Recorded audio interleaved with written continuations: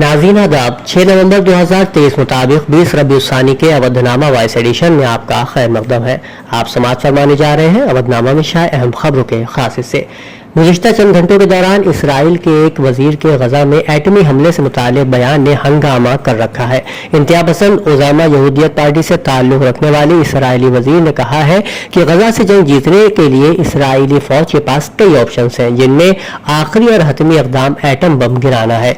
इंतहाई दाएबाजों की जमात से ताल्लुक़ रखने वाले इलियाहू ने गजा में इंसानी हमदर्दी के तहत भेजी गई आलमी इमदाद की तरसील की इजाज़त पर एतराज़ करते हुए गजा में इंसानी अलमियत पैदा होने और बच्चों समेत ख्वातीन के कत्लेआम को प्रोपेगेंडा करार दिया। सख्तगीर यहूदी तंजीम के मुतासिब वजीर ने गजा से फिलिस्तीनियों को बेदखल और उनके घरों को तबाह करने से मुताल्लिक पूछे गए सवाल के जवाब में कहा कि फिलिस्तीनी आइलैंड जाए या किसी सहरा का रुख करे, ये फैसला उन्हें खुद करना है। दरियासना इसराइली वज़ीर आज़म बेंजामिन नेतन्याहू ने इलियाहू के तबसरों को गैर हकीकत पसंदाना करार देते हुए इस बात पर जोर दिया कि उनकी मुल्क की फौज शहरियों को मारने से गुरेज करने के मामले में बैनुल अक़वामी क़वानीन की पासदारी करती है। हालांकि गजा में अल मगाजी पनाहगुज़ीन कैंप पर इसराइली फ़ज़ाई हमले में 51 फ़िलिस्तीनी शहीद और दर्जनों ज़ख्मी हो गए हैं। वहीं इसराइल की मोहब्बत में अमेरिका ने अरब ममालिक के गजा में फौरी जंग बंदी के मुतालबे को मुस्तरद कर दिया है।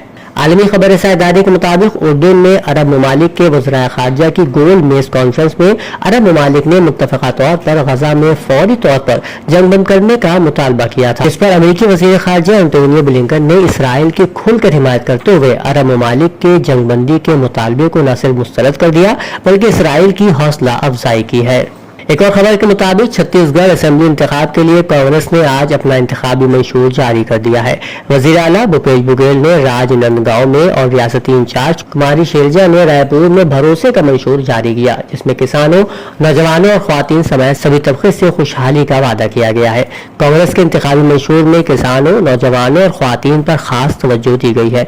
इस मंशूर में 3,200 रुपए में फी क्विंटल धान खरीदने, किसानों का कर्ज माफ करने, केजी से पीजी तक मुफ्त तालीम के साथ साथ 17.5 लाख गरीब कुनबों को रिहाई देने का भी बड़ा ऐलान किया गया है। वज़ीर आज़म नरेंद्र मोदी ने आज कांग्रेस पर सख्त हमला करते हुए कहा कि कांग्रेस मध्य प्रदेश में अपनी शिकस्त से वाकिफ है, इसलिए वो सिर्फ इलेक्शन लड़ने का ड्रामा कर रही है ताकि वो चंदा इकट्ठा कर सके। मिस्टर मोदी रियासत के सियोनी में इंतखाबी रैली से खिताब कर रहे थे। उत्तर प्रदेश रियासत में 35 नए शेल्टर होम बनाए जाएंगे ताकि ऐसे बच्चों की देखभाल की जा सके जो बेघर है या काम कर रहे हैं, गरीब है या फिर मनशियात के आदी है। इसके लिए महकमे ने 400 करोड़ रुपए की रकम तजवीज की है।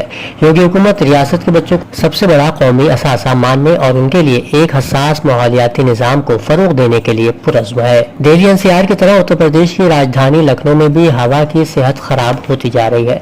सर्दियों के आगाज के साथ ही राजधानी लखनऊ की हवा की सेहत भी खराब हो रही है। सीजन में पहली बार हवा के मेयार का औसत इंडेक्स यानी AQI हफ्ते को 200 से तजावुज कर गया। राजधानी का औसत 205 रिकॉर्ड किया गया। लालबाग की बात करें तो यहाँ 275 और तालकटोरा में 229 रिकॉर्ड किया गया है। आने वाले दिनों में दर्जे हरारत में 2 से 3 डिग्री तक कमी होने का इम्कान है।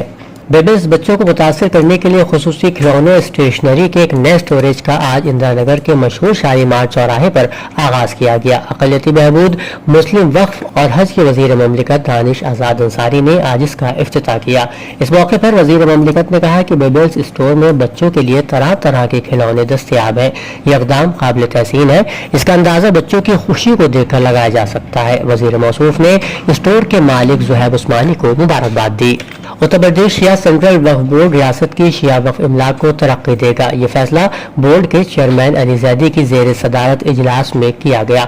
इस फैसले के मुताबिक शिया वक्फ की खाली अराजी कमर्शियल इस्तेमाल के लिए किसी भी जुमरे के अफराद को 30 साल के लीज पर दी जाएगी। लीज की तजदीद भी 30 साल की मियाद खत्म होने के बाद की जाएगी। चेयरमैन ने कहा कि बोर्ड रियासत भर में ऐसी खाली जमीनों की निशानदेही कर रहा है। ये सिलसिला राजधानी लखनऊ से शुरू होगा।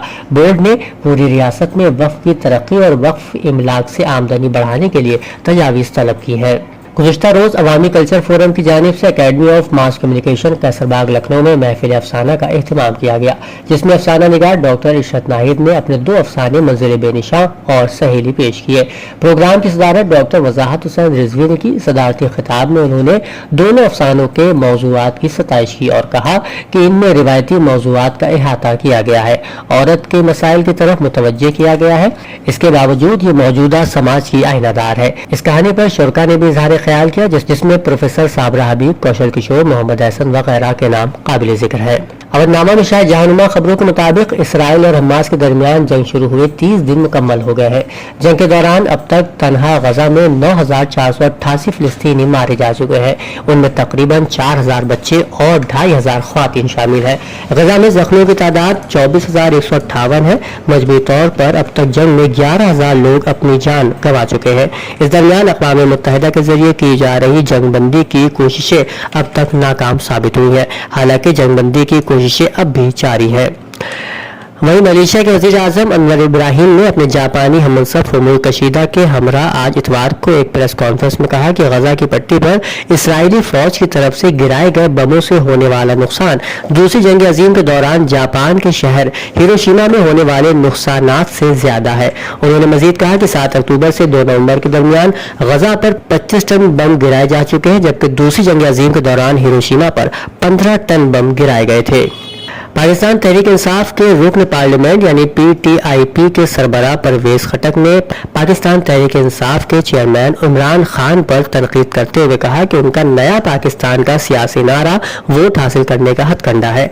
बता दें मिस्टर खटक उन चंद PTIP रहनुमाओं में शामिल है जिन्होंने 9 मई को बदउनवानी केस में मिस्टर खान की गिरफ्तारी के बाद शुरू होने वाले फसादात के बाद PTI से अलहदगी इख्तियार की और एक नई पार्टी तश्कील दी।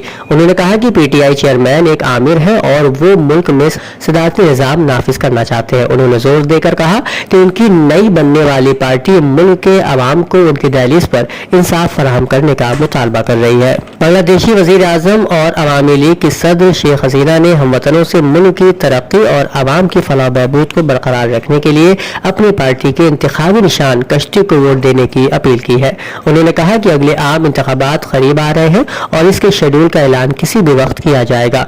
उनकी पार्टी यकीनी तौर पर इलेक्शन जीतेगी। उन्होंने अपनी पार्टी के रहनुमाओं और कारकुनों से अपील की है कि वो अवामी लीग के उम्मीदवारों की जीत के लिए मुत्तहिद होकर काम करें।